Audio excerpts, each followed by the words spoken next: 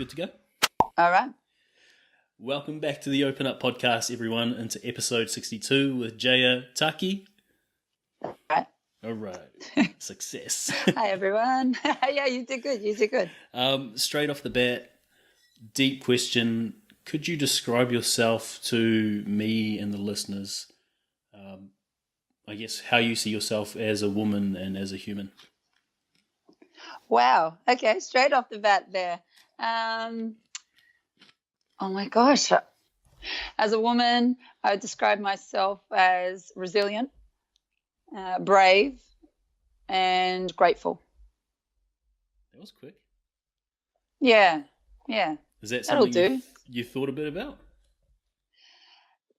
No, I think, look, gratitude is something I practice every day, and it's something that just really over the last couple of weeks, I've realized that I've not quite realized until I honed in on it that I'm someone who's taken opportunities, and I've always been grateful for those opportunities, and that's kind of got me to where I am now. So I'm always grateful for sure. Resilient because I've been through a lot in my life, and yeah. That's really So there we go. It's funny, like when you have to talk about yourself, it can get a bit awkward, to be honest. Yeah.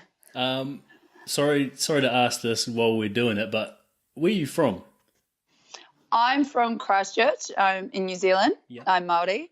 But we moved here when I was 6 years old. So I've been raised in Sydney, Australia for the majority of my life. So I'm 33. So we've been, here for 27 years now. But you never say that. As a Māori born in New Zealand, you still never call yourself an Australian. So we just can't do it, you know. When you say it gets a little bit awkward when you're talking about yourself, do you feel like that's because of the culture or the family dynamic growing up? Yeah, for sure. It's that humility, and putting others first is also a big thing, that community. So, you don't talk about yourself. But I do say this, though. I can say that it can also, sometimes that's more of a negative sense, where if someone talks about themselves, there's the community of people hating and saying, oh, look at this person, she's full of herself or something like that. So you kind of learn to not be that way for fear of judgment as well, which can be a bit of a theme in the Polynesian community, unfortunately. Yep, 100%. Yeah. We're going to dive straight in, and you can just, I guess, walk us through your story from childhood. Oh, yeah. Okay. So I only very publicly started talking about my childhood in 2017. And that was because basically at the end of 2016, I had a nervous breakdown. I basically snapped and I couldn't function and I wanted to end my life. And whilst it could be seen as a very specific event that happened in my life, I really believe it was all of this culmination of traumas that happened in my life that basically I just went bang, right? And that actually stems from my childhood and growing up in Christchurch. So I say for people to get a bit of an accurate representation of my childhood, watch Once Were Warriors and then times it by 10. And so I have a lot of people who think that Once Were Warriors is like it's a movie. I get that. But they're like, what, you're telling me that can actually be true? And what a lot of people don't know is that was pretty much the movie that could sum up so many of our childhoods, that gang life and growing up with domestic violence and how prevalent it was in our communities. And that's what I grew up with. So my mum was 14 when she had my eldest brother, 19 when she had my middle brother. And then by the time she had me, she was 20. I mean, my parents are the same age. So you've got these 20-year-olds with 3 kids living in housing commission who themselves had traumatic childhoods. We've got this cycle, that they've come through themselves, and throw in some alcohol and drugs. And we lived in quite a fearful childhood pretty much every single day. So we had that home life where if you so much as breathed the wrong way and that annoyed my dad, you would get a hiding and you would be, so we walked on eggshells, and you'd never know what could trigger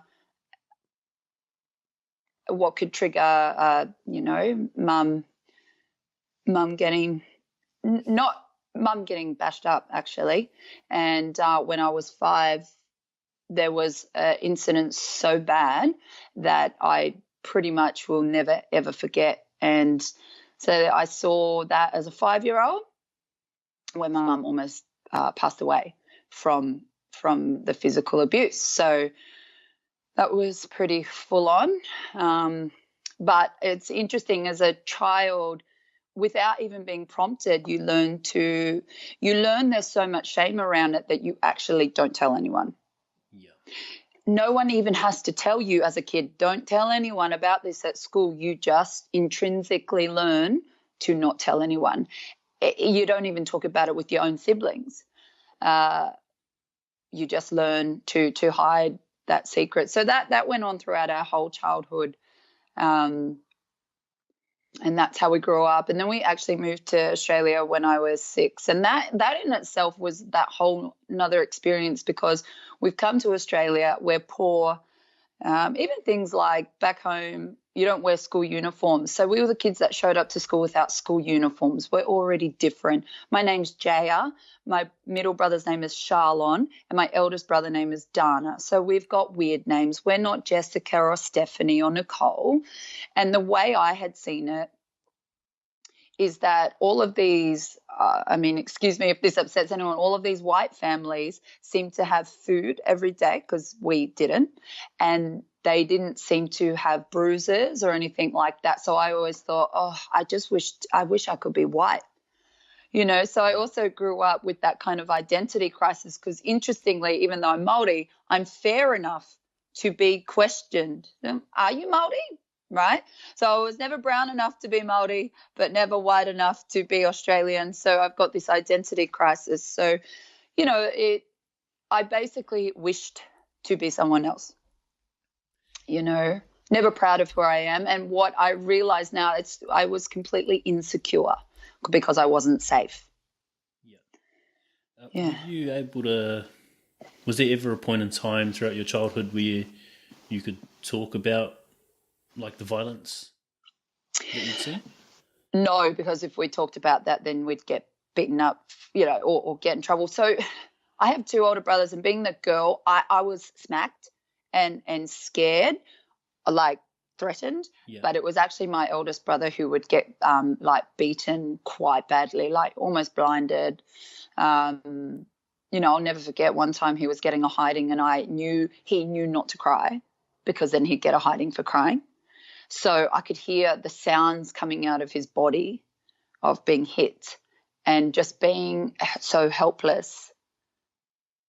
But going back to how we grew up in New Zealand, that's how it was happening with everyone. So if you were in trouble, you got a hiding, and everyone was doing it, and that's just too bad. And that's how it was, though we just knew it was just so wrong. If everyone else is doing it, then, you just accept that. Yeah. And so we just accepted that, because as much as we knew also it was wrong, we didn't want our parents to get in trouble as well. Yeah. That cycle, right, of, we love our mum and dad, and we'd never want them to be hurt or be punished for what they're doing. So it was just insanity, really. Yeah, it is, to see that level of violence and pain and to still be loyal. And exactly right, and accept that this is part of our lives, and, and that possibly we deserved it as well. Yeah. So, yeah. So if you're so fearful in that environment, sort of like walking on eggshells, breathing wrong, you get a hiding, could you ever be yourself growing up? Well, that's now what I recognize as emotional domestic violence, which obviously is something that's really coming forth these days, where it's not just the physical abuse, it's this emotional abuse. So we were controlled regardless. And so, no, and going back to feeling insecure, I was always playing a role, and essentially a role of, no, we're fine, everything's fine. We have a happy family, and I'm not Māori. So, I'm just this person who's trying to be Australian, because at the same time, my parents found other Māori families, and every weekend there would be a house party, and it would be boozy and all of that. So I was never myself, because I was really putting on a mask when it came to school and all of that stuff. And I've always been a seemingly confident person, so I was able to really put that out there. But it was a mask. Mm. Yeah, it's sad It's a lot. know that so many kids are going through that. Yeah, and it's a lot for a 6-year-old to. It's a lot for a 6-year-old to do that. How long did that last? All of the abuse and all of that stuff. Yeah. Oh, I can honestly say it's really only been possibly in the last decade that it's really gone. All right. Really? Slowing down. Yeah. Yeah. Yeah. Not meaning to be rude, but most, I guess, people who grow up in an environment where something like that is the norm, they tend to take on the belief or tell themselves the story over and over that they deserve to be in that environment and that they deserve that sort of treatment. Yeah. Has that carried on into adulthood? Yeah, absolutely. So another thing that happened is that really perpetuated this low self-worth for me. And it was not being rude. What you said was not rude. That's just, in fact, the truth. Yeah. But there was a house party one night with my parents and all their friends, and they wanted to take that house party up to the pub, right? So they needed a babysitter, and there's always a family friend who's keen to look after all the kids, right? And that family member ended up molesting me when I was 6, and there was no one to turn to because there were no adults there. He was the only adult. So I went through that as a 6-year-old. And so that completely diminishes your self-worth. And then when you see your mother, be physically beaten, I've then turned into this teenager who just basically, I wanted to be cool. And I just, then started, I was too scared of my dad to go out to parties or anything like that, because really interestingly, though we had this quite chaotic childhood, my dad was very strict, and we still had to go to school, and we still had to do our studies and all of that because he wanted a better life for us. Yeah. But I was just this very insecure teenager who would find her worth in men who might show me interest. Okay. And then that's when, you start picking partners that aren't so great for you, but there's the saying is you can only be what you can see. And that's what I saw. I saw this, relationship between my parents where it was horrendous. And so I believed that that's what love was. Even though I knew it was wrong, that's what I saw. And I had not seen a really great example of a man treating a woman well. So unconsciously, I was making these decisions in my teenage years and then in my young adult life as well. Okay. You touched on, like, when you come over to Australia, you're fair enough for Kiwis and Māoris to be like, are you really Māori? But then not quite fair enough to be Australian. Yes. How did that impact? Well, I mean, easy to see in hindsight, but looking back now, do you have an idea of how that impacted your behaviour and the way you interacted with people? Yeah, for sure, because it is that connection to culture and how secure that can make you when there's just this love and appreciation and knowing who you are and where you come from and being able to speak your language with confidence. And we didn't have that. Like, I'm a nationality that's Māori. So people go, oh, like Māori cheese, and so just silly things like that make you go, oh, I don't want to tell anyone there, and you don't feel proud of that. So therefore you go back into that insecurity, right? And at least I can look back now, obviously, and reflect upon the fact that when you have culture, there is something bigger than you. There is something to hold on to. But it also reminds people where they came from. And it reminds people that drinking and smoking and abuse and all of that was never part of the culture. True culture, true te reo Māori.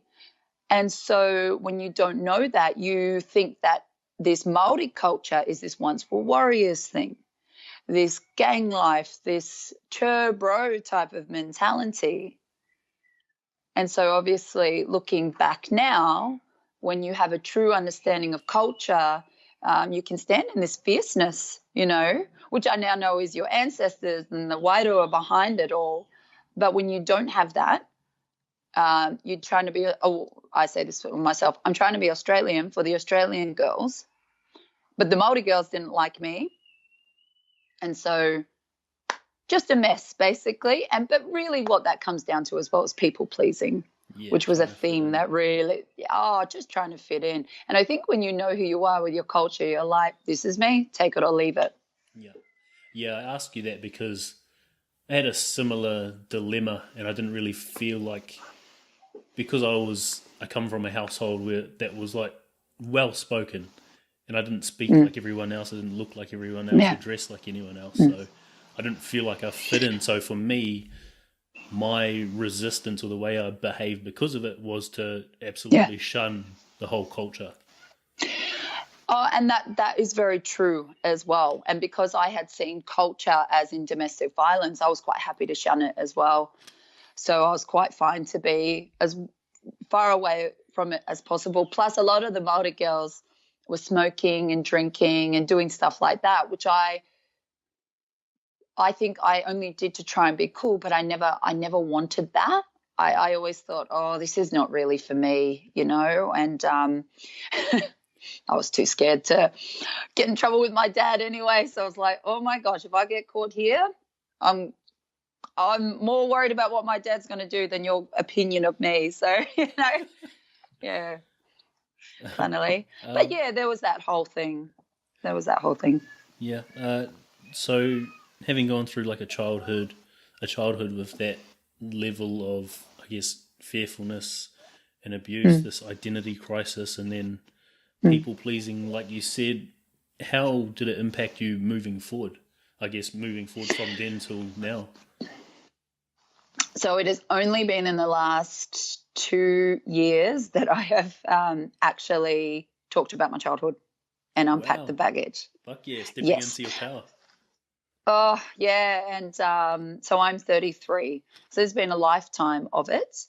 But that I only became unpacked because that was it. There was no more. There was only so much I could tolerate, or I was going to end my life. So I really carried this for a very long time, but really it came out more so when I became a mother.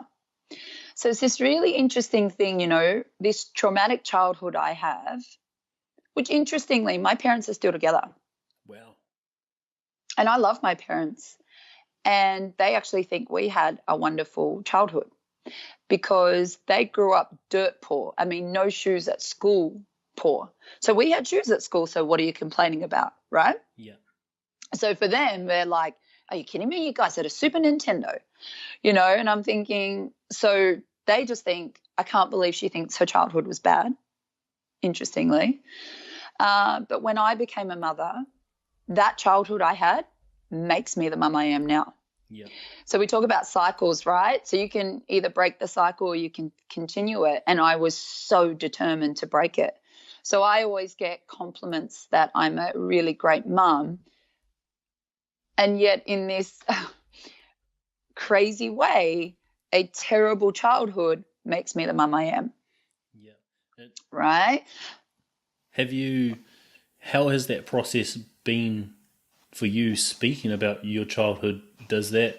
Have you lost, I guess, any depth in that relationship with your parents? Because I can imagine for most parents that'd be hard to hear, let alone have other people hear it. Yeah.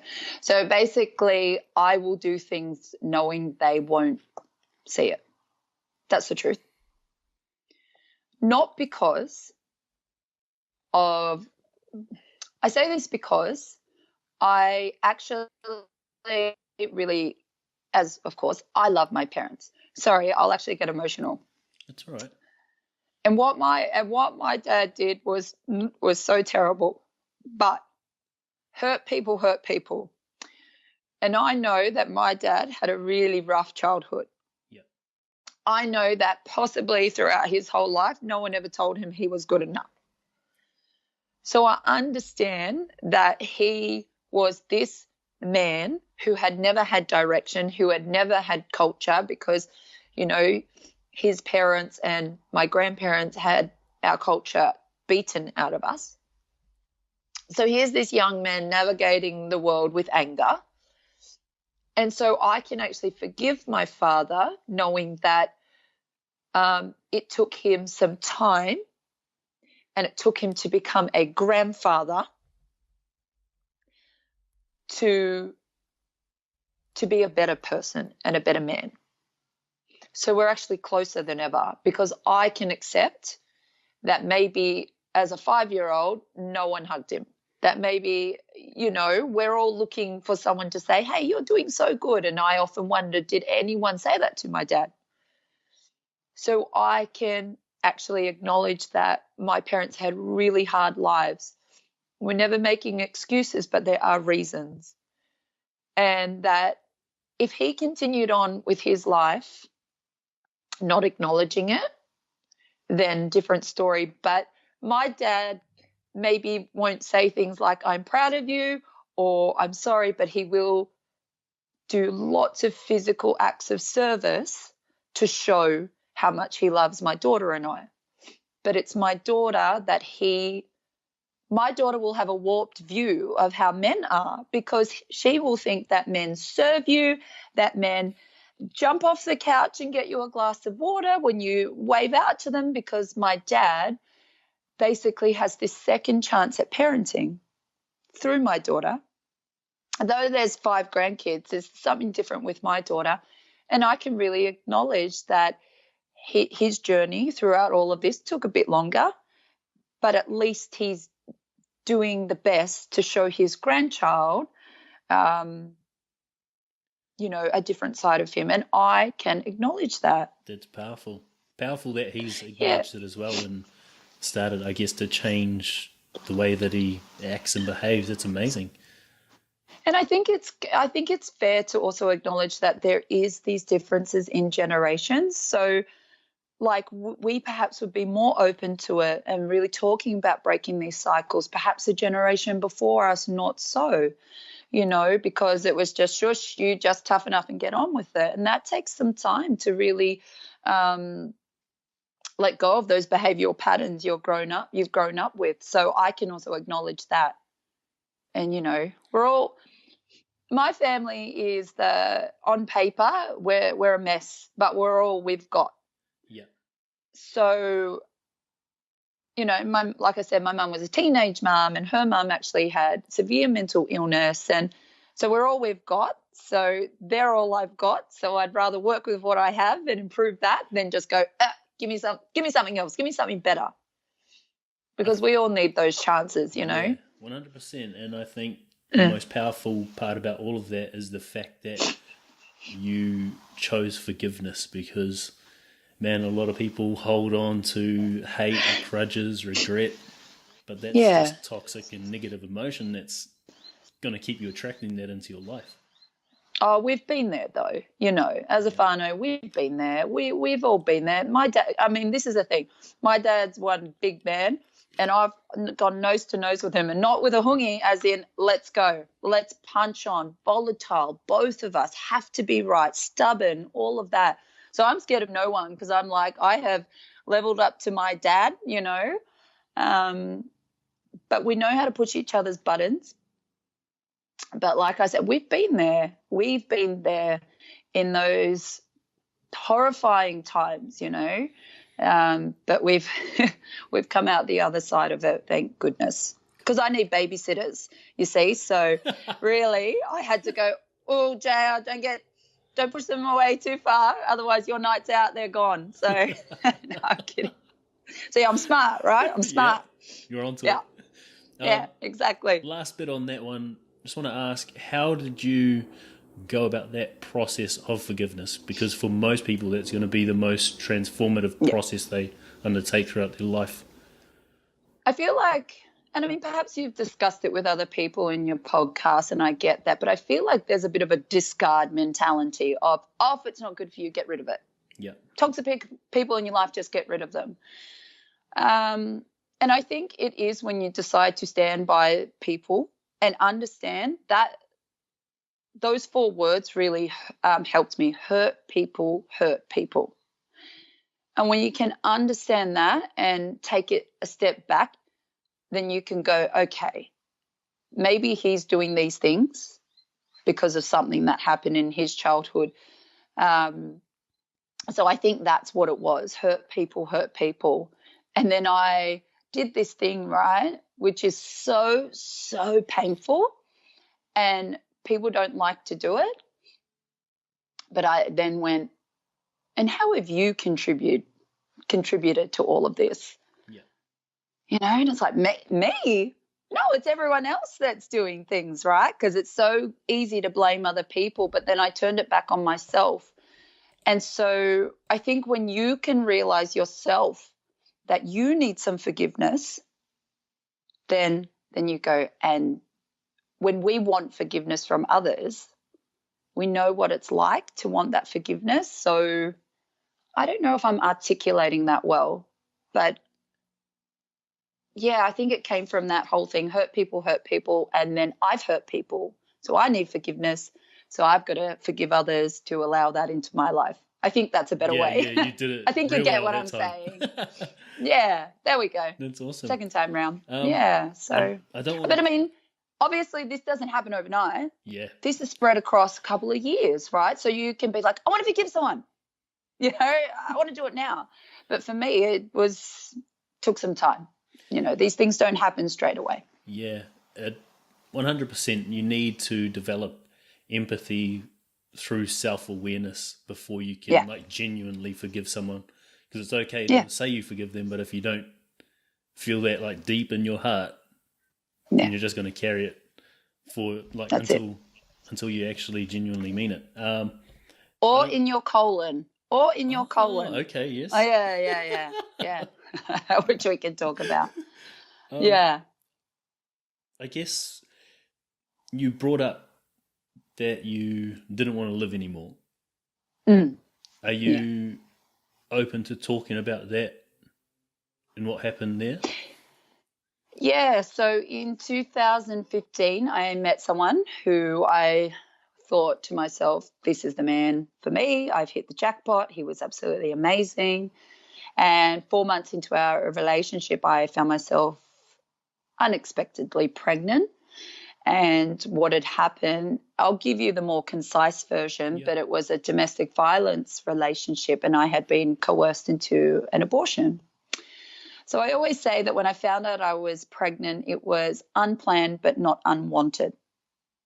And so I really wanted to have this baby. I already had another child, and I knew that being a mother really gave me so much to live for and so much happiness and joy, and really turned my life around. Like, I was no longer going out Wednesday night to Sunday night because I'm like, oh, no, gotta stay home and be with this child. But it gave me a happiness I've never experienced before, that love, you know, that you hear parents carry on about all the time, but it's pretty amazing and indescribable. And so I was trying to say this to my partner that, you know, I don't want to end this pregnancy. And I was manipulated and coerced into it through horrible emotional abuse.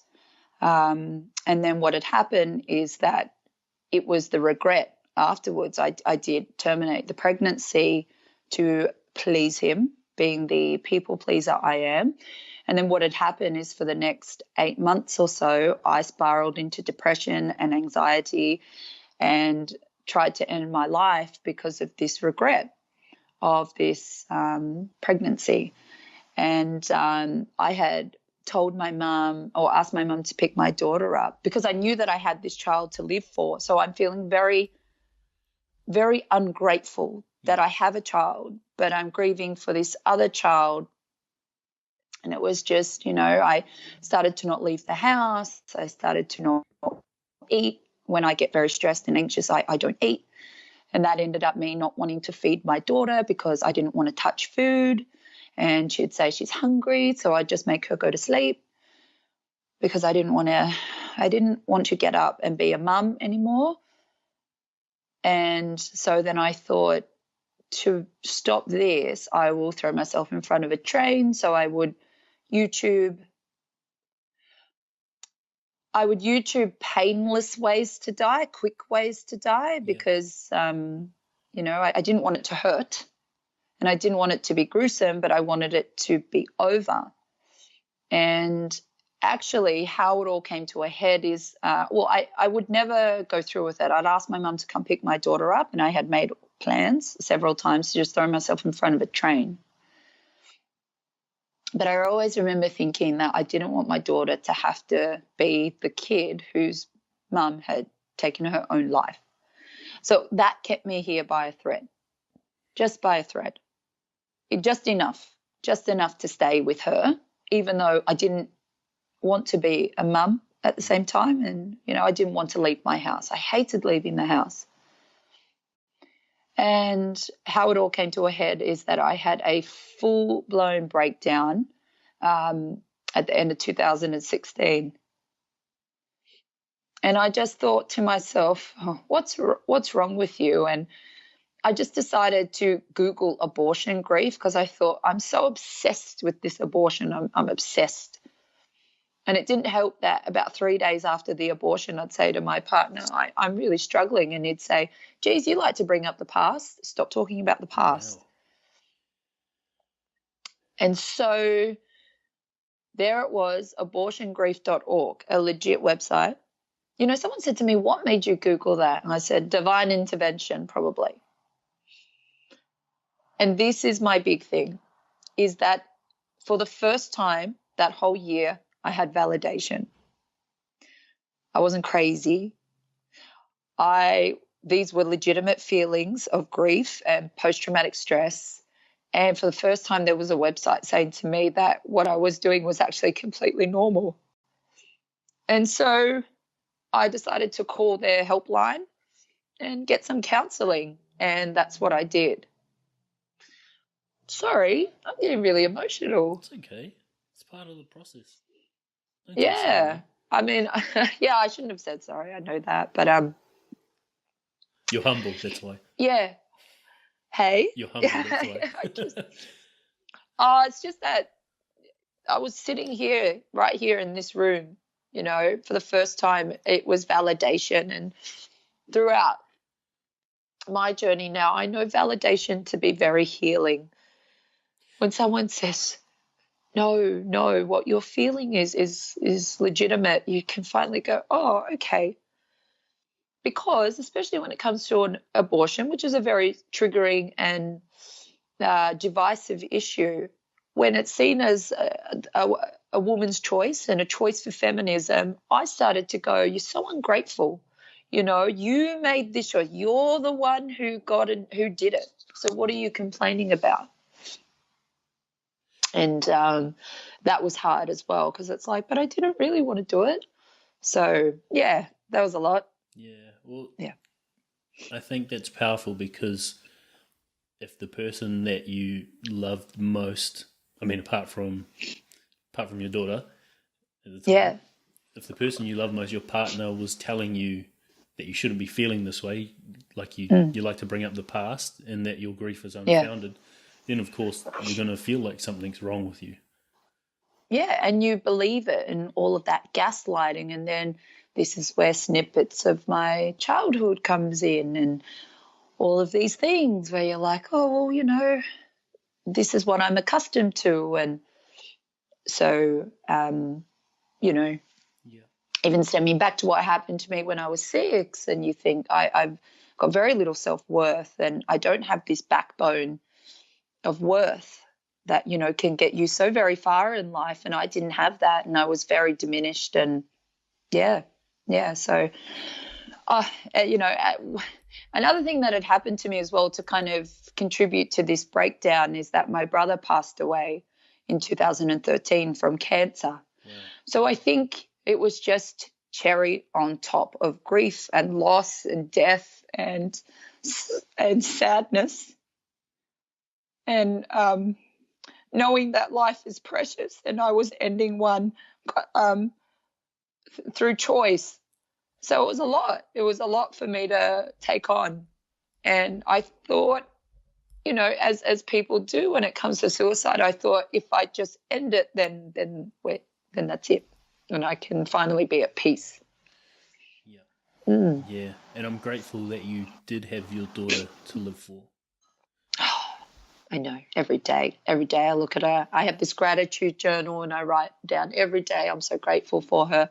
She's a great kid too. She's like an old soul. So I think throughout it all, she knew just to not play up or ask too much of me. She just knew. I'm very grateful. Yeah. It's amazing, buddy. Yeah. With that, when you finally called that helpline, yeah, how did that help you personally, apart from the validation? Well, it was interesting because I think I called them on 1st of January. And they said, okay, the office is closed, but you just wait on the phone, do not hang up. I said, okay. And they said, we will have someone in there tomorrow. So they basically got someone back from holidays to come in because they knew that to pick up that phone, to inquire is a very big deal. And that for some people, that's as far as it goes. And that they don't always come in. So to see the way that they were putting so much importance on it, I really appreciated that. And I thought, okay, this must be a thing. Because it wasn't like, oh, you've got to come back when we reopen on 10th of January. It was, no. We will be there tomorrow. We'll see you then. And they also are aware that doesn't mean I'll show up. Yeah. You know, but they wanted to, just in case I showed up, they wanted to be there. And I saw that effort. And I did appreciate it because in my life, not many people have made too much effort for me. And I've always felt like I'm in the way. So to see the effort that they put in for me, I thought, oh, that was really nice. So I kept to my word and I showed up and I cried like I do. I'm a crier. Yeah. And I just cried and I cried and I cried and I said, I'm really sad. And they said, that's okay. And I didn't expect, you know, I thought maybe I'd go once and just have a little chat about it. And I ended up going for the entire year. What? That's amazing. Yeah, I know. And I stuck to it, and they gave me weekly appointments and they let me cry. But this is how my childhood came up. She goes, all right, so let's start talking about your childhood. And I was like, well, we're not here to talk about my childhood. Yeah, no, and it was the most uncomfortable thing. And the reason I had been going for a year is because, yeah, we unpacked it all. Wow. We just decided to start unpacking. And I look at therapy I literally look at that as me crying and screaming every week in a safe environment. And I was releasing. And I didn't even know that I needed to do that. But I did, you know, and it was so, and I can't even pinpoint how it was healing. Maybe it was the crying, the screaming, the validation, all of it. But I just kept going. Like you said, you're a crier, but I guess when you talk about your brother hiding and he knew not to cry because you'd get it even worse. Had you been able to, I guess, release like that before? Well, it's really interesting because I'm seen as the drama queen of the family because I am a crier, because I cry when I'm angry and I cry when I'm sad. I mean, I cry, but I never cry when I'm happy, funnily. I never cry when I'm happy. I see people crying when they're happy. I'm thinking, what are you crying for? This is a good time. So I always associated crying with just sadness and fear and anger. So I was always the person who was told, stop crying. You're always so crying, and that I'm a crier. So I know that. And I always felt bad for crying. That's why even at 33, I still go, oh, I'm sorry for crying, because it was actually the opposite. I was always told to stop crying. Okay. So, Wow. yeah. That's powerful that you picked up that that phone, that they put you first. Finally, someone put you first, and then you got a lot more help than you expected to. That's what I guess for anyone considering going into therapy, whether it's via the phone or in person. What advice would you give them?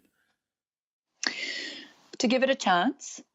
I think when I first saw the woman and I saw that she was so much older than me, I was like, we're not going to vibe. Nah.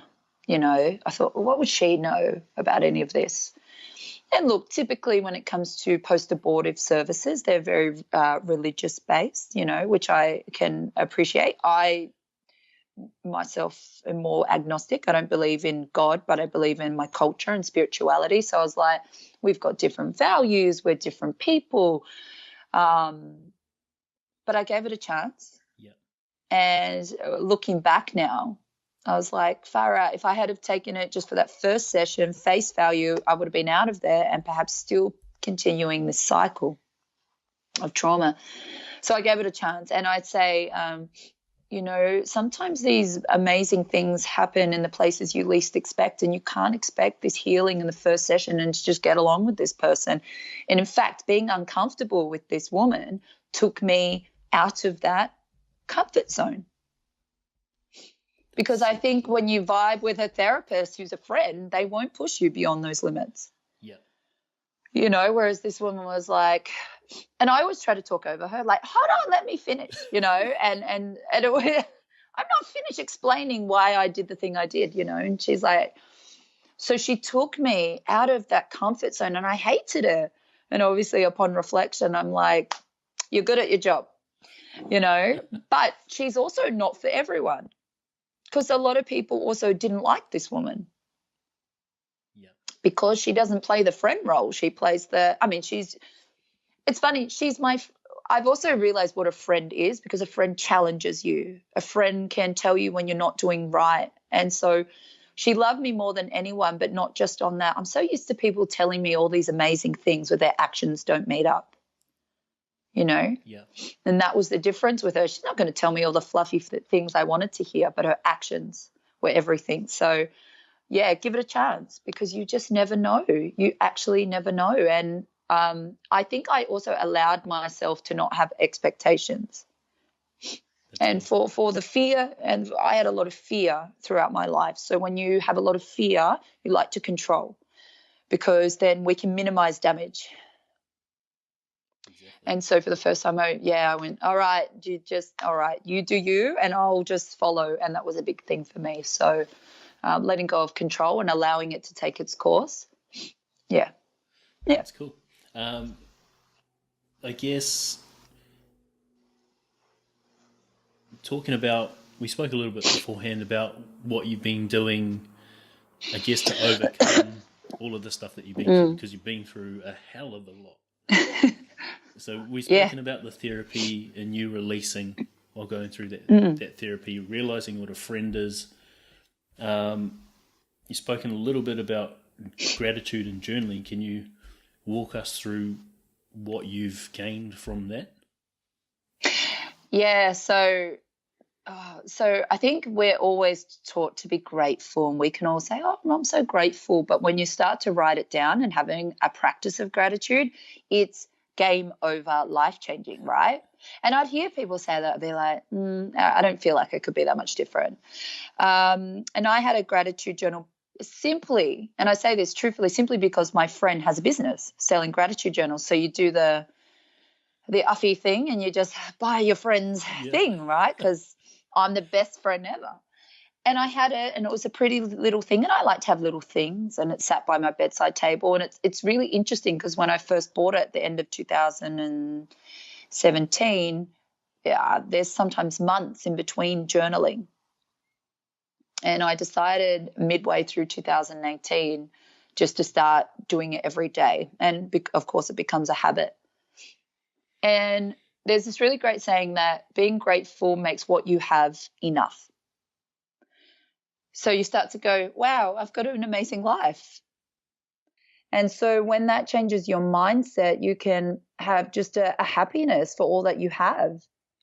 And it was very powerful, but unexpectedly powerful. I always thought I was a grateful person, but this took it to a next level. Yeah, we live such fast-paced lives that we overlook everything that we have and everything that we achieve, and so Yeah. gratitude really just teaches you or gets you in the habit of looking for something to be grateful for, whether that's in the moment while you're writing or throughout your day. And there's this great quote that says, gratitude makes what you have enough. That's awesome. And so, yeah, and so when you have that, you're not constantly in, destination happiness, that when you get this, you'll be happier. You kind of can live for that moment and go, no, it's good. I'm happy with what I have. And so, yeah. Cool. So the last, I guess, tool that you've used is health. And you've talked about colons, so you might as well jump into that. Good. I'm glad you asked. Yeah, so I'm a colon therapist. I'm actually a natural health therapist. It's really funny because if people don't know what a colon is, which is okay, not everyone knows that, they'll go, oh, men's perfume. And I'm like, oh, this has now made it much more awkward. I'm like quite the opposite, actually. So I'm a colon therapist, and the nicest way I can say it is I cleanse the colon from unwanted waste. But really, I take the crap out of you via your rear end, all in the name of health, right? So I've actually been doing that for 5 years. That journey started with my brother, who was very ill, and during his battle with cancer, he was given 2 weeks to live. So naturally, you scramble to find natural remedies and anything that can not just save his life. I mean, I was on mission save his life, but anything to give him some ease and comfort during his illness. So it was really interesting because I took him to a colon therapist and said, I want him to beat this cancer naturally. But the whole time, without, in hindsight, we were there for me because my brother ended up passing away just a few weeks later. And what had happened is I had always had like gut issues and like, just that bloating and stuff like that. And once my brother died, my whole body came to a standstill and I couldn't digest food. I would actually drink water and be so unwell. So I started to use colonics for my own gut health and then eventually became a therapist. And what I realized with colonics is they're extremely, besides the physical aspects, they're extremely cathartic. And they allow you to release emotional toxicity, emotional waste that we hold on to. But I think as well, I never realized becoming a healthy person was my form of self-worth. Was me showing my body that I was worth the organic food and worth living holistically. And I really put that into myself. And that was when I started to put myself first. And of course, when it comes to gut health and clearing up your gut and eating these really whole foods, then the dopamine and serotonin in your gut, which is where it's produced, that starts to happen. So there's this physical healing that happens. And that was one part of it. So the showing my body self-respect and self-love and self-worth came actually through food first, which was it's the intention, but that's what ended up happening. So using health, when we smoke and we drink and we eat these processed foods, when we eat junk foods, we feel like junk, and oftentimes our behaviors reflect that. And, we don't take care of our bodies and we don't feel good. And when we feel good, we definitely make those better decisions. And with the less toxicity in our bodies, the less toxic thoughts and the less toxic decisions and the less toxic words we speak. So that all played a massive role in my healing as well. Because healing my gut also helped my hormones to balance out. This is actually on a physical. That's powerful. That's it. So oftentimes we're connecting our hormonal and chemical imbalances of mental illness, and that actually starts in the gut. So when those things were balanced, I was able to not just fly off the handle. I didn't have those mood swings. I wasn't, and you know what, when we're all so tired, we're snappy. We say things we don't mean. So I've no longer got this fatigue and mental fog, and I can, think things through. Really interesting on a side note, my therapist told me that when I decided to abort my child, I actually had really horrendous morning sickness. And what happened is I actually wasn't using the full part of my brain. This is legitimate. So when I wasn't sick, so I was so sick with this, what we call morning sickness, which I call 24/7 sickness, and I'm so tired, plus I'm dealing with this emotional stress, I'm not using my full brain to make a decision. So when I was sleeping and wasn't sick anymore, I went, oh my gosh, I didn't use my full brain to make the decision, and that played a massive role in it. So, just being able to have mental clarity and all of that. And I think it plays such a big role with our confidence as well. And, which is a big thing. Yeah. It does. That's amazing. And so Yeah. I think you touched on it just a little bit, but for someone who doesn't know what that is, can you explain what it is? Sorry, say that again. Can you With explain what the colon cleanse is for someone who doesn't quite know? Which is a lot of people. Yes. A lot of people, which is fine. So a colon cleanse is when I literally cleanse the colon of poo. People don't like that word, but I've got to say it because I'm just like, what else do you want? That's just it. Fecal matter and bile and mucus and all of the weird and the wonderful things that sit in our colon via your rectum. I do have to do that. And it's a natural health treatment that releases toxicity from the body using water and massage techniques. And I don't know why I'm struggling to explain it. All of a sudden, I'm like, how do I get this across really clearly? But interestingly, I actually do a specialized form of colonics where the general consensus of colonics is that you're filled with water and you release waste. I actually do it differently. I don't put water into the colon. I use water to stimulate peristalsis, which is the muscular contractions of the digestive system. So you release waste naturally. So it's actually a really different form of colon hydrotherapy. And if people watch this and they go, oh, I want to do that, do reach out to me, because if you're not in Sydney, I can guide you on how to find a good colon therapist and clinic, because they're not all the same. And I don't want anyone going, I'll try a colonic and they're traumatized.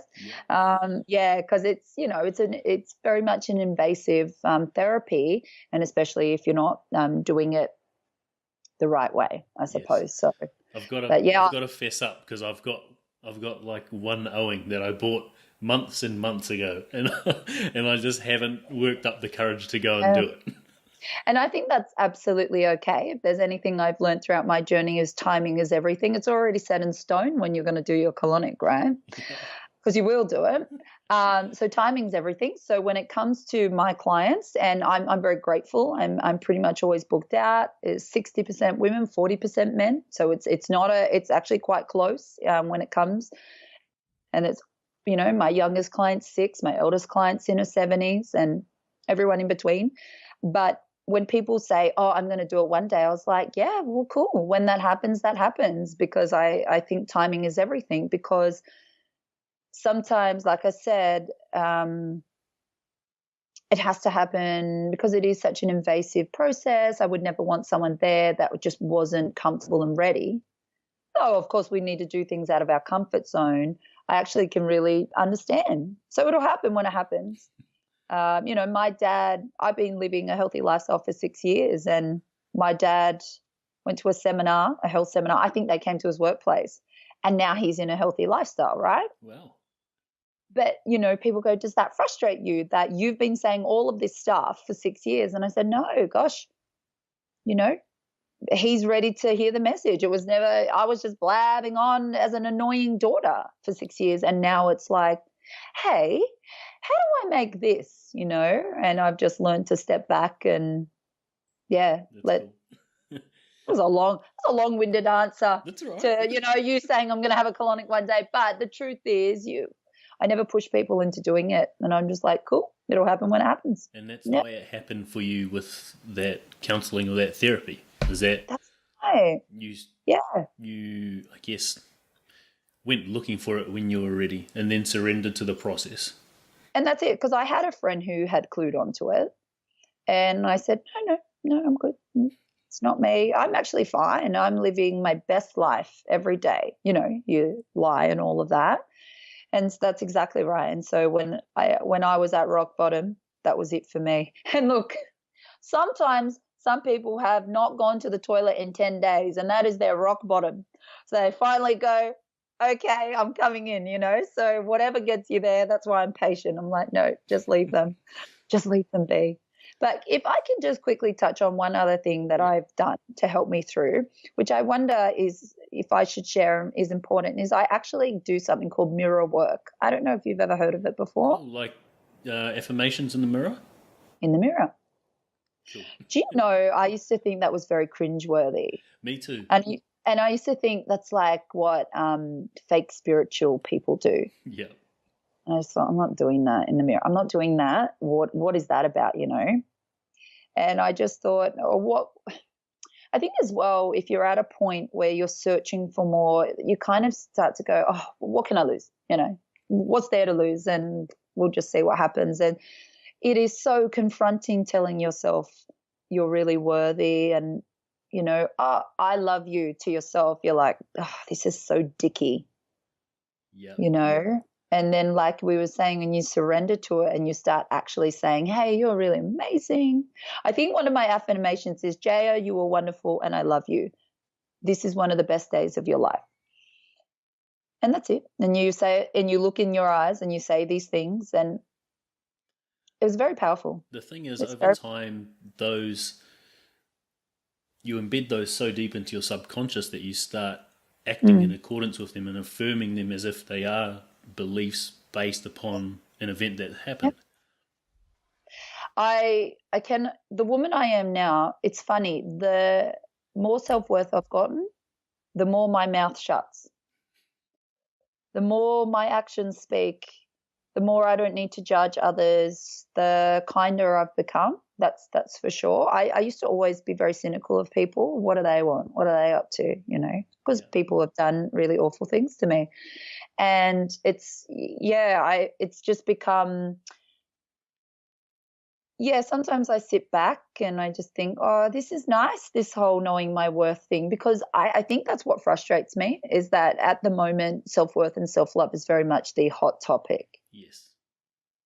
And it is so easy to say, know your worth. Hey, women, know your worth. Know that you shouldn't be with a guy who abuses you. Because I wouldn't, right? Then you can sit in the ivory tower and say, I wouldn't be treated like that. And good for you. I would never want you to be treated poorly. But for some of us, knowing our worth has been a really big process. And if we ever get there at all. Exactly. And so knowing my worth came from being an absolute rock bottom. And just now at 33, I'm knowing what I'm worth. And it's a nice feeling, and it's an ongoing feeling. And it's knowing that when my friends come in for a colonic, that they still have to pay. Right? There's these really insidious things that you don't realize, that I don't have to give a discount. It's crazy, but it's just all these little self-worth things. And that's something I'm working through at the moment, is feeling I'm worthy of receiving. That's it, right? And that's hard. And I think as Maori as well, that can be ingrained as part of, colonization and all of that as well. Yeah. And look, I sit in the middle of that as well, because I know that I've got enough. But it is hard to say you're allowed to have more, because we talk about this gratitude, right? And I have these big dreams in the house that I want, the car that I want. And self-worth has allowed me to go, it's okay to want those things and that you can receive them. And, and I think opening the doors to my new clinic, which I did about a month ago, and being so awkward with money, Are you awkward with money? Do you have Yeah. that like, oh, because the truth is we don't want to charge anyone for our services, right? Or whatever it is we do. And it's funny though, if I give a discount, or I love to do that, but I also feel empowered when I'm like, this is the price, you paid it, and people walked out, and you feel like, yeah, I was paid for my time, and that's exactly how it should go. So that's a process as well. It is a process, and I've got really strict rules on my website now, and I have to, like with rescheduling and cancellation, and it's awkward to enforce them, but I feel really empowered when I do it, because that's me saying, hey, my time is actually really important. And, I guess you just get better. Or maybe we just get cynical, right? And you just get better. You know, either way. No. But I get it. It's a progress. Yeah, I guess That's so. powerful. But the more I seem to be setting up this podcast, right? Yeah. Just clients, booking in. But I think that's kind of happened without me trying too much as well. Yeah. Have you ever read the book, The Subtle Art of Not Giving an F? Yes.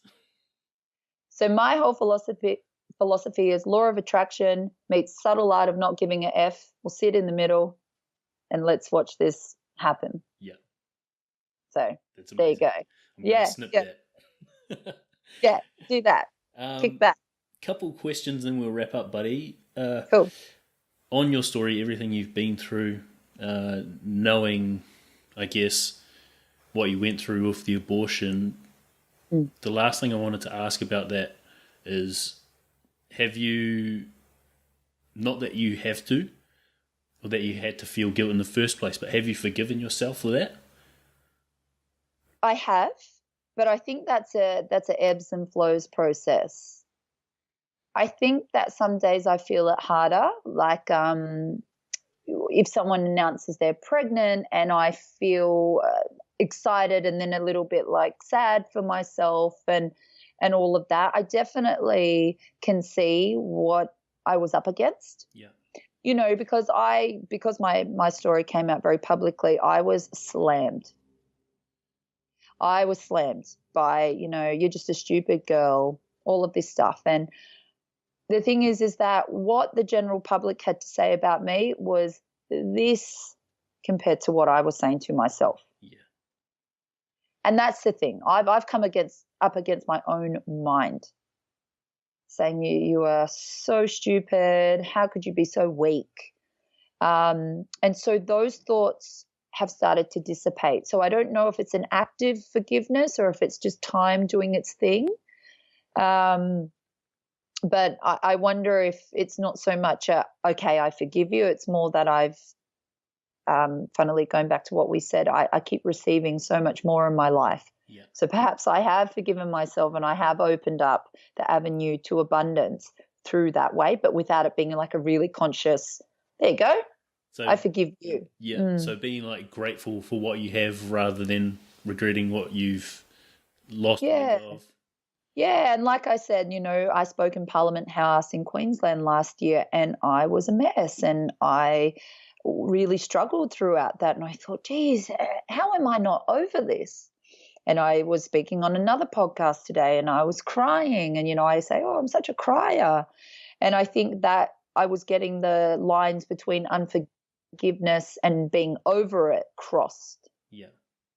Because if you forgive yourself, then I should be, fine to talk about it. So, yeah, I've definitely forgiven myself. I definitely know that I'm wise enough to actually know that all of the awful things that have happened to me have made me not just the woman and the mother, but the business owner I am now as well. So, yeah, I mean, I get it. Don't get me wrong. I get the cliche stuff and I get it. And it is true. Everything that has happened to me makes me the person I am. But then I can wake up one day and be like, I don't care. I'm pissed off. I'm annoyed. I'm angry. And I just let myself feel it, So most of those days are far and few between. So I would say there has been forgiveness, but yeah, that was a process. Oh, I'm happy for you to Thank see you. or to hear that you're at this point now. You deserve it. And I really want to put that out there, to people that there is, if I could go back to that poor girl, you know, and I do get emotional about it. I wish I could say to myself 3 years ago, you'll be okay, you know, but I couldn't even imagine what my life is like now. But my friend who went through something similar to me did end her life, you know. She saw that there was no hope. And, you know, just to basically, if you met me now, Yeah. without knowing my story, you would think, oh, this girl has everything. Truthfully, you would. And I'm aware of that, you know. But I fought so hard to get here, you know, I did. I fought so hard, and I reflect back and I'm so grateful I fought and I stayed here, and I know it's such a battle, but it actually does get better. It does. But, you know, I had to work so hard, and I feel sad because I want to say to my friend, the things you're feeling now could have been, if you just gave it one more month, it could have turned around, you know. So I've definitely fought hard to become the woman I am. Yeah, that's for sure. Resilient. That's what you Oh, yeah, for sure. Last question. Yes. You said you gratitude journal often, so Yeah. this should be easy. What are you most grateful for in your life right now? I'm grateful for my daughter. I'm grateful for opportunity, and I'm grateful to have this conversation with you. Yes, okay. And I mean that. I am. I'm grateful for that. Opportunity's been a big thing lately. Just realizing, take the opportunities. You just don't know where they'll, you know, where you'll end up. Yeah. Yeah. That's powerful. It's amazing. And Yeah. you absolutely deserve it after hearing Thank everything you. you've been through. I guess to wrap up, buddy, I want to acknowledge you for, first of all, making time to do this. Thank you so much. Like, small We got there in business the end. owner, He was so patient with me, and I'm so grateful for that. I don't like mucking people around. I don't. I really actually appreciate your time, and what you're doing for people is so important. So I'm very grateful that you were gracious with me. Thank you so much. And just want to acknowledge the fact that you've come on and opened up. You've allowed yourself to be this vulnerable. I appreciate that big time. And if there are any women that have watched this and have struggled with that, because I have had quite a lot of women reach out to me, and excitedly, there's babies alive now after hearing my story, and they were almost terminated, and now they're here and they're so cute and they've given their mums hope. So if that's you, reach out, because or if, you know, post-abortive, because it's just something that we don't talk about because it's such an awkward subject and no one knows what to say or to do. But we can get you in touch with amazing services, which I think is so, so important. You're not alone. So many women have actually been through that, and it's actually okay to talk about it and work through this trauma. 100%. Thank you for all that you do, buddy, and take care. Likewise. See ya. See ya.